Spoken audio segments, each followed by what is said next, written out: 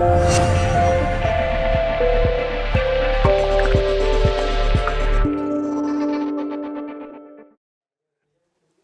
una de las experiencias, porque nosotros planteábamos 3 preguntas aquí al principio, de dónde vengo, qué hago aquí y dónde voy. Hay una de las experiencias para mí más bonitas aunque a mí me gustan todas, pero bueno, de la terapia regresiva, que es cuando el paciente revive su estancia en el vientre materno. De cosas que se aprende ahí. Sí, sí. No se crean ustedes que todos los embarazos son de color de rosa. Ojalá.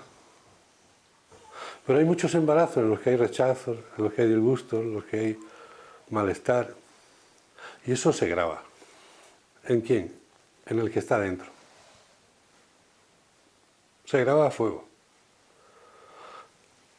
Pero para mí es una de las experiencias más bonitas porque aprendes muchas cosas. Primero, ¿qué es una mujer embarazada? Pues una mujer embarazada es el conjunto de 2 seres independientes, he dicho independientes, que durante 9 meses están bajo un mismo ambiente emocional. Y ese ambiente emocional lo rige mamá. Si mamá está triste, yo estoy triste. Si mamá discutió con papá y tiene miedo, yo tengo miedo. Si a mamá la maltrató papá, yo siento el miedo. Si a mamá la ama con locura papá y siente alegría y felicidad, yo siento alegría y felicidad. Todo lo que sienta mamá lo siento yo. ¿Cuál es el problema? Que cuando nazco, me desarrollo, como me decían en el siglo, nazco, crezco, cuando crezco, resulta que va conmigo eso. Conmigo va esa tristeza que sentía mamá, ese miedo que sentía mamá, o esa alegría que sentía mamá, que eran de mamá, pero yo no me he dado cuenta de esto, y las hago mías. Por eso muchas veces cuando ya son mayorcitos, o sea, cuando ya somos adolescentes, ya somos adultos jóvenes, pues resulta que ante una situación en concreto, X, la que sea, reaccionamos de una manera en concreto. Y cuando reaccionamos, ¿sí?, esa tita que nos vio nacer, ¿saben lo que es la tita que nos vio nacer? La tía. En mi tierra se dice la tita que nos vio nacer, ¿no? Y todo el mundo ha tenido una tita que lo vio nacer, o por lo menos la mayoría. Pues esa dice, míralo, reacciona igual que su madre, igualico que su madre. Claro, porque lo aprendió aquí. ¿Lo entienden ahora? Hay algo muy interesante también que se descubre en la experiencia del vientre materno y es que te das cuenta que la concepción no es cosa de 2. No. La concepción es cosa de 3, a veces más, pero bueno, lo normal 3. En la concepción es indispensable una mujer, eso no se puede sustituir. En la concepción es necesario un hombre. Y en la concepción es indispensable ese ser que viene a encarnar. Porque trabajando en estado regresivo la experiencia del vientre materno, cuando retrocede el paciente un poquitín más antes de entrar al vientre materno, te cuenta cosas maravillosas. Sí, responde a la primera pregunta y a la segunda pregunta que nos hacíamos al principio. Porque te dice que yo decido nacer. Eso te lo dice en un 85 o un 90% de los casos. Luego hay un 10 o un 15%, ¿verdad?, que dicen, yo no quiero nacer, yo no quiero encarnar. Entonces, ¿qué haces aquí? Yo le digo, entonces, ¿qué haces aquí? Porque aquí hay un ser que me está haciendo ver la conveniencia de que debo de encarnar para seguir evolucionando. Y la verdad es que lleva razón. Bueno, pues al final voy a encarnar. Pero el 85% decide encarnar. Elegimos a mamá, entendiendo que elegimos la familia, porque hay algunos que elijo a esa mamá porque voy a estar con ese papá, también, pero la gran mayoría elegimos mamá, por muchas razones, porque yo siempre les pregunto, oye, ¿por qué eliges para mamá, para que sea tu mamá esa mujer y no eliges a otra? Y son muchas las respuestas. La conozco de antes, tengo algo pendiente con ella, vengo a ayudarla, necesito su ayuda para hacer lo que yo vengo a hacer, que esa es la tercera pregunta, ¿qué vienes a hacer? Y ahí te explica qué viene a hacer aquí en esta encarnación. Y toma conciencia de cuál es su misión aquí. Muchos nos pasamos la vida buscándolo, ¿no? Pues ahí te enteras. O sea que ya tenemos 2 preguntas contestadas. Lógicamente, como yo decía hace un momento, cuando el paciente, siguiendo el hilo conductor de esa emoción, aparece en una experiencia y tú le dices, ¿y esto qué es? Y te dice, no, esto es una vida pasada mía. Pues vamos a ir a trabajar en esa vida pasada. Yo no voy a entrar en disquisiciones si la reencarnación sí, si la reencarnación no. Ese no es mi fin trabajando con pacientes en estado regresivo, para nada. No es ese mi fin. Como digo, no voy a entrar en esas disquisiciones. Para eso habría que hacer un encuentro de teólogos cualificados para que empiecen a hablar de si reencarnación, si reencarnación no. Lo único, aportarles que esta religión nuestra, el catolicismo, aceptaba la reencarnación hasta el año 552 después de Cristo, en la que por diversas razones la quitaron y la tacharon de herejía. Pero hasta entonces lo aceptaba, al igual que la gran mayoría de religiones aceptan la reencarnación. Pero bueno, que ese no es mi cometido. Mi cometido es atender a alguien que está en estado regresivo, que está buscando el origen de una emoción que le está somatizando, que le está molestando, y que en esa búsqueda resulta que me dice que está en una vida pasada. Muy bien, ¿saben qué le digo? Perfecto, sigue. Yo le voy a acompañar en esa experiencia. Le voy a acompañar porque si él está en esa experiencia es porque hay algún hecho traumático que ha pasado allí, que lo tiene sin solucionar. Que yo decía antes, recuerdan, que por qué ahora viene ese hecho traumático. Se lo explico rápido. No sé si se han dado cuenta ya de que somos cuerpo y alma y cuando el cuerpo muere el alma sale.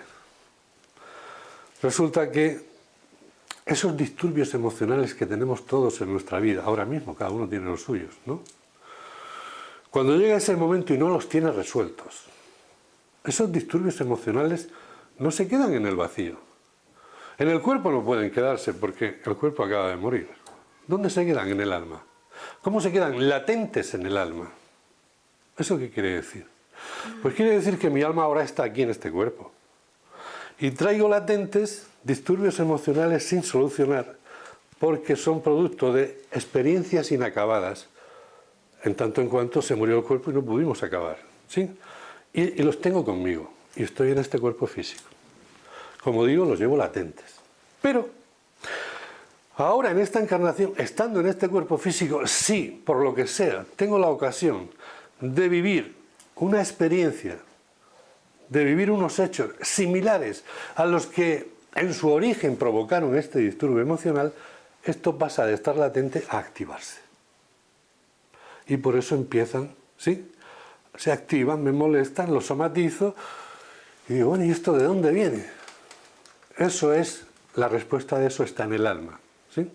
¿De dónde viene esto? La respuesta está en el alma. Bien, una vez hecho esto, estando en vida pasada, como digo, una vez que aclaras esto y lo pones todo en su momento, haces consciente lo inconsciente, nunca vamos a terminar, nunca vamos a dar por finalizado. Espérate 5 minutos nada más, que es interesante esto. Es que se tiene que ir. No, es bien interesante, ahí te lo dejo, en 5 minutos te vas. ¿No? ¿Eh? 5. Yo estoy viendo el reloj, o sea que... Bien, yo decía, sí, que nunca vamos a dar por terminada la sesión. La sesión de la experiencia del paciente en vida pasada, nunca la vamos a dar por terminada hasta que no trabaje su experiencia de muerte en esa vida pasada. Es muy importante esto. Esto es uno de los puntos que yo decía antes, que todos me dicen lo mismo. Porque el paciente en regresión, cuando revive su experiencia de muerte en vida pasada, primero hubo una cosa muy chocante que me llamó muchísimo la atención como médico. Y es que cuando revive esa muerte, te da, aunque no sepan medicina, te dicen los síntomas de esa muerte. Porque cada muerte tiene síntomas diferentes. No es lo mismo morir de una hemorragia que morir de un infarto, ¿sí? O morir de un EPOC, de una insuficiencia cardíaca. Entonces, la muerte, sea la que sea, te describen los síntomas aunque no sepan medicina. Eso fue lo primero. Lo segundo, que es donde coincide el 100% de los pacientes, es que me dicen todos, estoy viendo mi cuerpo. Todos. Todos. sean de la religión que sea y tengan las creencias que tengan y el nivel cultural que tengan. Estoy viendo mi cuerpo. Seguido a eso, porque yo ahí lo único que hago es decirle, sigue. Digo, muy bien, sigue, sigue. Pues ahora estoy viendo una luz, o estoy viendo seres de luz, el 100%. Ahora, el paso siguiente, la gran mayoría, no el 100%, entre esos seres de luz reconocen familiares que ya han hecho el tránsito anteriormente a ellos. ¿Sí? Y yo le digo, sigue. Y le pregunto, oye, ¿y eso de la luz qué es? Porque el 100% nombran la luz. El 100% de los pacientes en esta experiencia hablan de la luz. Y he visto muchas religiones ya. He visto pacientes de distintas religiones. Y todos hablan de la luz. El cristiano habla de la luz. El islámico habla de la luz también. El testigo de Jehová habla de la luz también. Todos. O sea que no sé qué será la luz. Yo les pregunto, ¿no? Oye, ¿cómo es la luz? Y entonces nos encontramos con un inconveniente. Y es la inefabilidad. Que es la dificultad que tienen para encontrar las palabras adecuadas para poder describir lo que están viendo y sintiendo. Y como yo les sigo apretando a ver qué me dicen, al final me dicen, mira una cosa. No sé definirte esto, pero sí te puedo asegurar una cosa. Aquí se siente un amor y una paz que jamás antes he sentido. Y ahí coinciden también el 100%. Ya te puedes ir. Muy bien. No, es que al principio, antes de entrar, me dijo que se tenía que marchar antes y me dijo, me voy a marchar, ¿no piensa usted que es porque no me gusta lo que dice? Digo, bueno, vamos a cerrarlo un poco aquí, ¿no? Bien, pues esto es lo que llevo viendo en estos 21 años. Claro, cuando reviven la muerte y me dicen estas cosas, pues yo ya digo, los observo, los sigo observando, porque yo sé lo que me pasó a mí cuando viví mi muerte en vida pasada. ¿Saben qué pasó? Que perdí el miedo a la muerte. Ya no tengo miedo a morir. ¿Por qué? Porque ya sé lo que pasa después. Y esto es importante para, ¿saben para qué? Para saber vivir. El no tenerle miedo a morir es muy importante para saber vivir. ¿Sí? Seguro que ustedes conocerán personas que se llevan muriendo 30 años. Eso es que todos los días se están muriendo, ¿no? Y al final entierran a toda la familia. ¿Sí? ¿Conocen alguno? Sí, no, todo el mundo conoce a alguno. Pues estaba Snoopy y Carlitos, sentados en un embarcadero, y Carlitos estaba trascendental. Y en esa trascendencia de pronto le dice a Snoopy, Snoopy, un día nos tenemos que morir. Y Snoopy lo mira y dice, llevas razón, Carlitos, pero los demás días no. No podemos estar con el miedo a la muerte, no permitiéndonos vivir. ¿Cómo vamos a ser felices si estamos agarrados al miedo? Estamos atrapados en el miedo. Pues claro que no vamos a morir. Pero cada uno en su momento. Y te vas a morir en un momento. Hasta que no llegue ese momento. Ahora, no puedes controlar el miedo. Porque el miedo es gratis. ¿Sí? Debería salir un gobierno que le pusiera un impuesto fuerte al miedo. Verías cómo habría menos gente miedosa. ¿Sí? Pero es gratis. Entonces cogemos todo lo que queremos. Entonces, ¿qué es lo que pasa? Pues que cuando por fin descubres en qué consiste el proceso de la muerte, se te quita el miedo. ¿Por qué se te quita el miedo? Porque has accedido al conocimiento. ¿Recuerdan lo que yo decía al principio? Sí, el miedo se trata con el conocimiento. Desaparece con el conocimiento, se diluye con el conocimiento. ¿O no recuerdan el primer día de práctica cuando fueron a sacarse el carnet de conducir? ¿Verdad? Pise usted el embrague a la izquierda y hacia adelante. Suelta el embrague poco a poco. ¡Pum, pum, pum, pum! ¡Ay, Dios mío! ¡Ay, qué chido! Ya van conduciendo y no miran la palanca. Bueno, si el coche era automático, ya, ¿para qué? Pero no lo miran, porque por el sonido que le da el motor ya sabes si va en segunda o en tercera. ¿Qué ha cambiado? El conocimiento. Pues aquí pasa igual. Aquello para mí ya fue algo maravilloso. Descubrir que pierdes el miedo a la muerte sabiendo en qué consiste. Pero yo seguía dándole vueltas a la cabeza, ¿no? Seguía dándole vueltas, tenía mis dudas. Claro, Y decía, ¿pero será posible que esto sea así? Conforme iban aumentando el número de testimonios de pacientes, pues claro, aquello se solidificaba más, se hacía fuerte más, ¿no? Pero hace ya unos cuantos años también empecé a trabajar con personas que han tenido experiencias cercanas a la muerte. ¿Saben lo que es eso? ¿No? Las ECMs famosas. Experiencias cercanas a la muerte. Y resulta que cuando hablas con ellos, los entrevistas, pues te encuentras con que te dicen lo mismo que el que ha revivido la muerte en una experiencia de vida pasada. Y te dicen exactamente lo mismo. Entonces, ya tenemos dos vías de información, que nos está informando el alma, porque el que está en estado regresivo está en estado expandido de conciencia, que es lo mismo que estado regresivo, lo del abanico, el estado expandido, ¿sí? El que está en una ECM también está en estado expandido de conciencia, porque su cuerpo no, su cerebro en ese momento no, pero él trae una información de algún sitio. Y resulta que cuando te la cuenta, te cuenta lo mismo. Yo he visto mi cuerpo, he visto que me estaban haciendo maniobras de reanimación cardiopulmonar, te da detalles increíbles. Además de eso he visto que cuando estaban haciendo esto, de pronto he visto una luz, he visto seres de luz, he visto a mi padre, he visto a mi madre, he visto a mi abuelo, me han dicho que todavía no es el momento, que tengo que volverme. Todo esto lo cuentan las personas que han tenido experiencias cercanas a la muerte. ¿Y cuántos casos hay de estos, no? ¿Cuántos casos hay? Pues miren, solamente el doctor Pim van Lommel, buen amigo mío, cardiólogo holandés, con el que he coincidido como ponente en 2 congresos, pues solamente él tiene registrado en los últimos 50 años que hayan pasado el baremo de lo que él exige para dar válida a la experiencia, tiene registrados 25 millones de casos. Solamente el doctor Pim van Lommel. Aparte mi buen amigo Raymond Moody, ¿sí? Y aparte Edith Fiore, y aparte cantidad de autores que tienen publicado libros y libros sobre experiencias cercanas a la muerte en base a entrevistas que han hecho. Lamentablemente en nuestros hospitales pues no le prestamos atención a esto, así de fácil.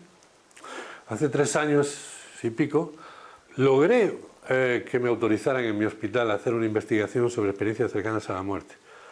Logré que el comité ético y científico del hospital me dijeran, vale, luz verde, puedes investigar casos de experiencias cercanas a la muerte en este hospital. Perfecto. Ellos no sabían que con esa decisión nos convertíamos en el primer hospital de España que oficialmente iba a hacer esto. El siguiente paso fue reunirme con el staff médico y de enfermería de los diversos servicios, sobre todo de críticos, como en la UCI, oncología, medicina interna, cardiología, etc. Y ellos lo único que tenían que hacer, claro, no todo el mundo fue a esas reuniones, hubo alguien que no le interesaba el tema. Entonces, pues, lo único que tenían que hacer es que cuando hubiese un paciente en UCI o medicina interna que había revivido a una parada cardíaca, es decir, había pasado por las maniobras de reanimación y había salido, pues que me avisaran. Pues en 2 años y medio, hasta que me he jubilado, no he recibido ningún aviso. Se ve que en mi hospital ha habido una epidemia de salud y yo no me he enterado. Ni un solo aviso. Porque hay personas que lamentablemente no les interesa esto. No quieren saber. No quieren saber. Y es lamentable porque cuando tú le hablas de esto, te dicen, a ver, que yo he visto gente así que me ha contado que eso son alucinaciones, hombre. Y tú le preguntas, ¿me puedes explicar científicamente cuál es el mecanismo de la alucinación? Pues no tiene explicación científica. Eso que llamamos alucinación no tiene explicación científica. Ninguna. Luego, entonces, tú que alardeas de ciencia me estás haciendo afirmaciones gratuitas en nombre de la ciencia. Aquí hay algo que no funciona. ¿Sí? Si yo lo único que te pido, les he dicho a más de uno, es que respeto que tú digas que son alucinaciones. No hay problema. Pero en el informe de alta pon, el paciente fulanito de tal, después de salir de la parada cardíaca o después de salir del coma, dijo esto, que son alucinaciones, pero dijo esto y esto. Si eso lo tuviéramos registrado, que no lo tenemos, imagínense los muchos más millones de casos que habría. Si eso lo tuviéramos registrado, que no lo tenemos, podríamos ir a la ciencia y decir, demuéstrame esto. Aquí tienes todo el material, pero a la ciencia le estamos secuestrando información. Y a la vez le estamos diciendo, oye, demuestra esto. ¿Y demuestra el qué? Si tú me lo estás ocultando. ¿Me comprendes? Es así de sencillo, pero lamentablemente hoy por hoy no se hace. Espero que algún día se pueda hacer, y algún día no muy lejano se pueda hacer esto. Pero lo llamativo fue esto, ¿no? Que el paciente que tiene una experiencia cercana a la muerte te cuenta exactamente lo mismo. Intentando justificar este fenómeno, fueron muchos los que teorizaron, fueron muchos los que dijeron esto puede ser por esto, por esto y por esto. Y uno de ellos fue el doctor neurocirujano, jefe de neurocirugía en Harvard, el doctor Irving Alexander. El doctor Irving Alexander, que cumplirá 66 años ahora en diciembre, ¿sí? Porque es varios meses mayor que yo, no, menor que yo soy el mayor.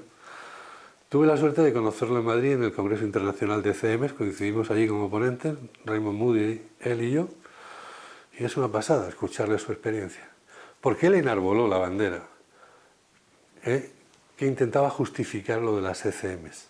Y decía, las experiencias cercanas a la muerte se producen debido a una anoxia que se produce leve, pero se produce durante la parada cardíaca. Una anoxia quiere decir falta de oxígeno. Se para el corazón y una falta de oxígeno, y eso para ellos era lo único que podía justificar las dichosas alucinaciones que, insisto, cuyo mecanismo científico nadie lo ha demostrado todavía. Bien, pues con esa teoría que se sustentaba así, resulta que en enero del 2008 el doctor Irving Alexander contrajo una enfermedad. Contrajo una meningitis bacteriana por Escherichia coli. Todo esto raro que acabo de decir es una bacteria en un adulto, y Escherichia coli es el nombre de la más mala de todas, ¿sí? O del grupo de las más malas, la Escherichia coli.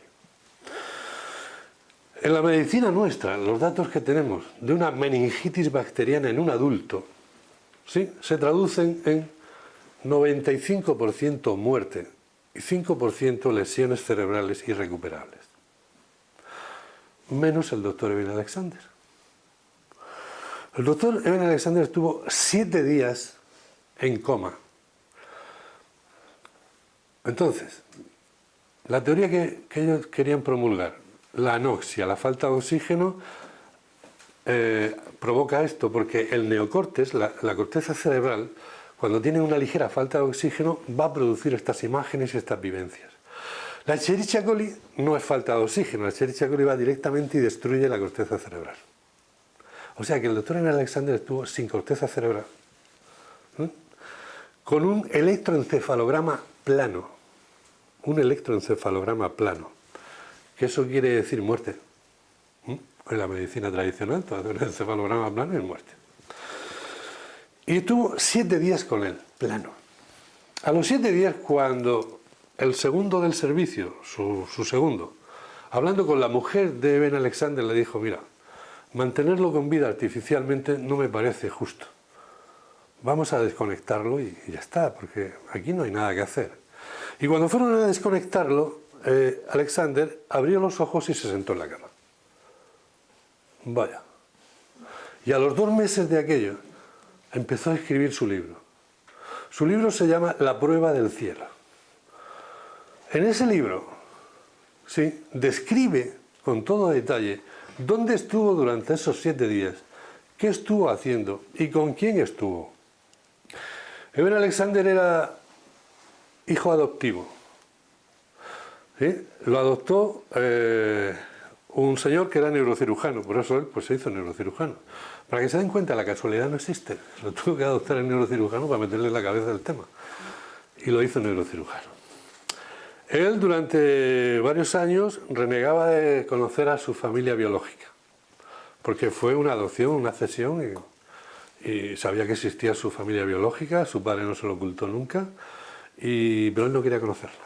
No quería saber nada. O sea, me dejaron en el camino, pero yo no quiero saber nada. Pero cuando está durante esos 7 días en un sitio que él describe de forma idílica, como un sitio donde, otra vez, se siente mucha paz y mucho amor, igual que los de... ¿no? Pues resulta que tenía una acompañante, una chica que le acompañaba en muchos tramos de aquella vivencia. Cuando él sintió que tenía que volver, porque él sintió que tenía que volver al cuerpo. Lógicamente hubo una despedida, y en la despedida esta chica que le acompañaba, en aquel plano, en el plano espiritual, le dijo, tengo que decirte una cosa, mira, yo estoy aquí lógicamente porque pasé por la muerte, se murió mi cuerpo, pero yo era tu hermana biológica. Tenemos más hermanos, pero yo era tu hermana biológica. Cuando él volvió, Eben Alexander, la vida para él la planteaba de otra manera. Como todas las personas que han tenido una ECM, una característica común que tienen es cuando vuelven, la vida se la plantean de otra manera, absolutamente diferente. Las preferencias cambian. Ahora tiene importancia lo que no tenía importancia antes, ¿sí? Todo cambia. Y para él también. Con lo cual fue a ver a su familia biológica. La madre expresó mucha alegría, le presentó a sus hermanos, eran varios hermanos, y cuando ya se los había presentado a los que había allí, llevaba un portarretratos en la mano, la madre, y le enseñó la foto y dice, mira, y esta es tu hermana que murió. Y esa era la chica que le acompañaba en el otro lado. Entonces, lo que decía yo antes, una cosa es leer el libro de Ben Alexander, que ya es bueno, otra cosa es coincidir, como tuve la suerte de coincidir como ponente con él en noviembre en el Congreso Internacional de CMs, y de vis a vis escucharlo y luego escucharlo en el escenario. Como cuando ese hombre se pone a contar la experiencia, se sale del escenario. O sea, está allí, está en esa experiencia. Fue tan intensa para él que cuando él la está contando, la está transmitiendo. ¿Me comprende? Es emocionante. Bien. Entonces, hemos visto que en la muerte, la experiencia en vida pasada, revivir la muerte, dicen lo mismo que lo que dicen el paciente que ha tenido una ECM, y claro, esta información la estamos recibiendo desde el alma. Pero hay otra tercera vía. ¿Saben cuál es? Cuando hay un moribundo, cuando alguien se está muriendo, ¿sí? Cuando alguien se está muriendo, un ser querido nuestro se está muriendo, es de las pocas veces que no tenemos miedo a la muerte. ¿No se han dado cuenta de eso? No tenemos miedo a la muerte porque no tenemos sitio para sentir miedo. Tenemos rabia, tenemos impotencia, tenemos, yo qué sé, las cosas. Hasta incluso tenemos el deseo de decir, Dios mío, llévatelo ya, que no sufra más. ¿Verdad que esto lo han vivido alguna vez? Si en esos momentos tuviéramos la paciencia, la certeza de sentarnos al lado del moribundo, lógicamente estoy hablando de un moribundo que está consciente y está orientado, ¿sí? Que dicho sea de paso, todo aquel que va a morir llega un momento que sabe que se muere. Aunque la familia le cuente historias, es igual, él sabe que se va a morir. Y esto ya lo sé ya antes como médico, ¿sí? Aunque hubo hace muchos años un paciente que, bueno, yo no lo entendí porque no sabía nada de esto. ¿Saben qué pasó? Pues tenemos un paciente que tenía un mieloma múltiple. Un mieloma múltiple es un cáncer de médula ósea, de sangre, en fin. Y el tratamiento en el último estadio, en los últimos meses, es transfusiones de sangre. Transfusiones de sangre que cada vez se hacen más frecuentes, porque es la única manera de mantenerlo. Aquel señor aquella noche llega allí y ya era conocido. Estos pacientes en las urgencias de un hospital comarcal como era el mío ya son conocidos, porque no pueden ir a otro sitio, tienen que ir a la transfusión allí, ¿no? Y recuerdo que aquella noche llegó, ya sabíamos quién era, y yo lo vi entrar y le dije, pues ya le dije a la compañera, a la enfermera o al enfermero, digo, vamos a pedir la sangre que ha llegado fulano de tal. Pues ya sabíamos lo que era. Nada, se prepara porque una transfusión de sangre se hace muy despacito, muy lenta, ¿no? Para evitar reacciones, y se le pone una premedicación para que no hayan reacciones, etc. Lo cierto es que mientras se prepara esto y tal, y a la sangre le faltaba poquito para bajar del laboratorio para ponérsela, me dice la enfermera, oye, mira a ver al paciente que dice que él no quiere ponerse la transfusión. Claro, yo fui para allá. Digo, ¿cómo que no? ¿Qué pasa que no te quieres poner la sangre?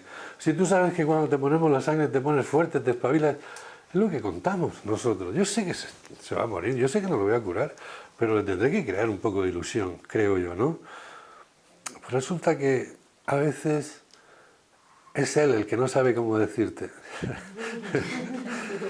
Sí, a veces es él el que no sabe cómo decirte, porque él, me acuerdo que me miró, era un señor muy educado, me dice, doctor, por favor, déjeme marchar. No me dijo, déjeme morir. Pero yo entonces no estuve atento a aquello, no sabía esto.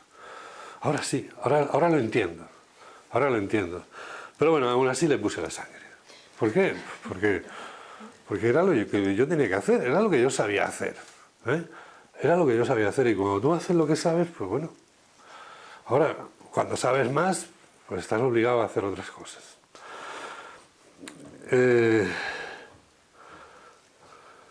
¿Y por qué decía yo esto? Bien, así, porque sentarnos al lado del moribundo, ¿verdad? Porque él sabe que se va a morir. Y esto es la labor, la gran labor que hizo durante 20 años, para mí, una figura en la tanatología mundial, que fue la doctora Elizabeth Kubler-Ross. La doctora Elizabeth Kubler-Ross, fijéis cómo somos los seres humanos, ¿no?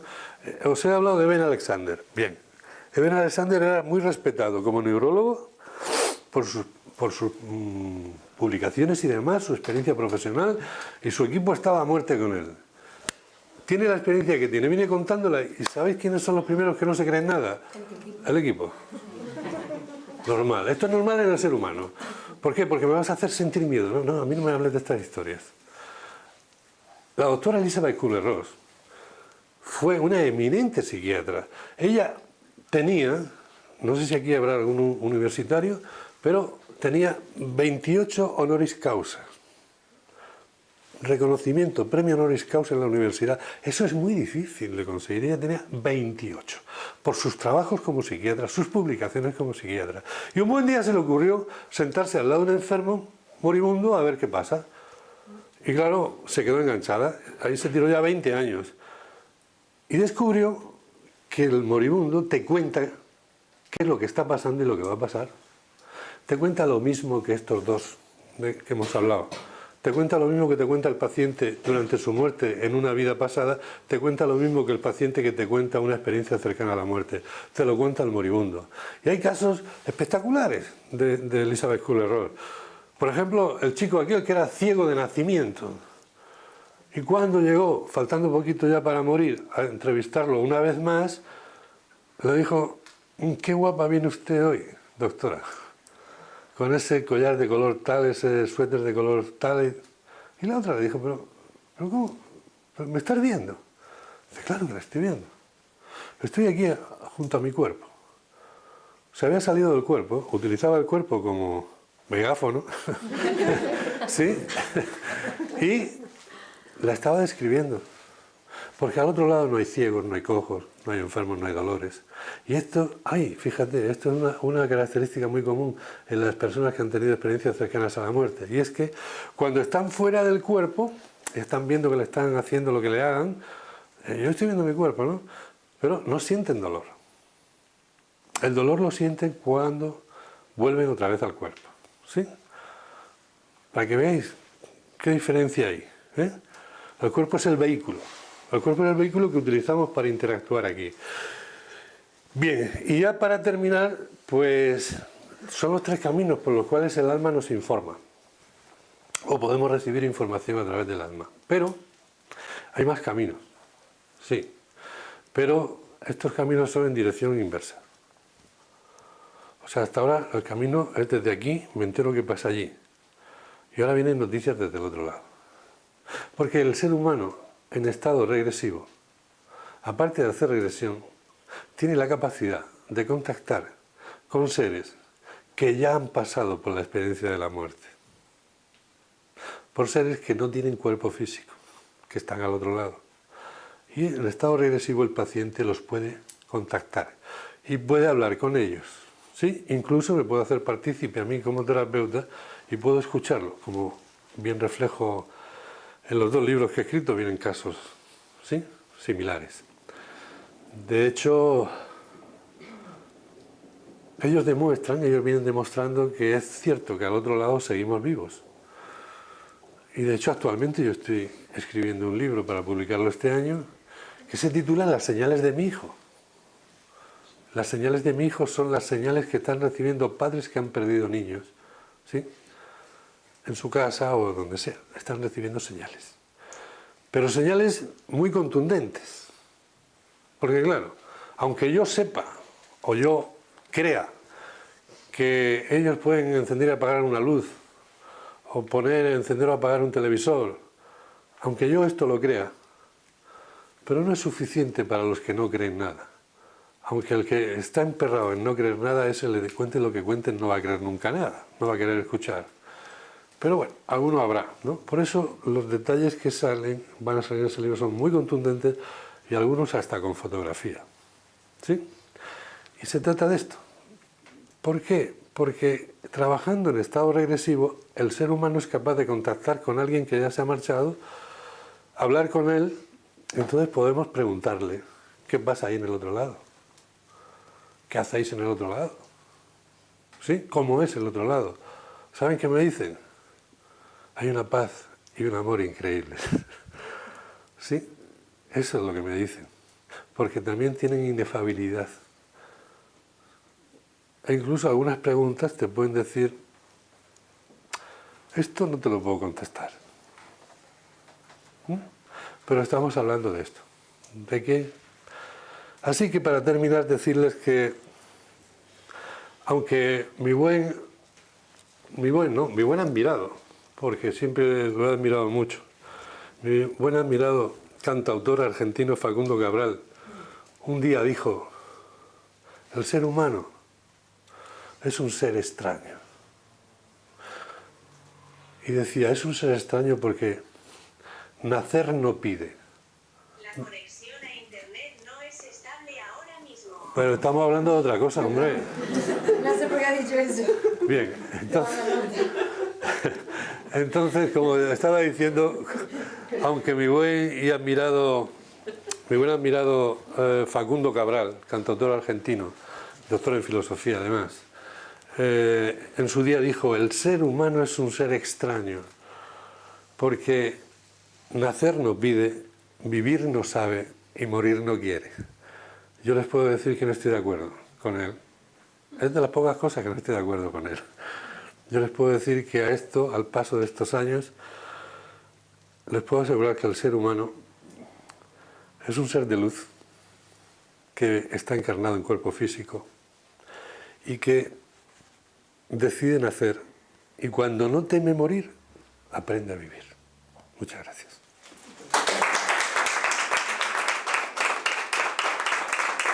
Bueno, pues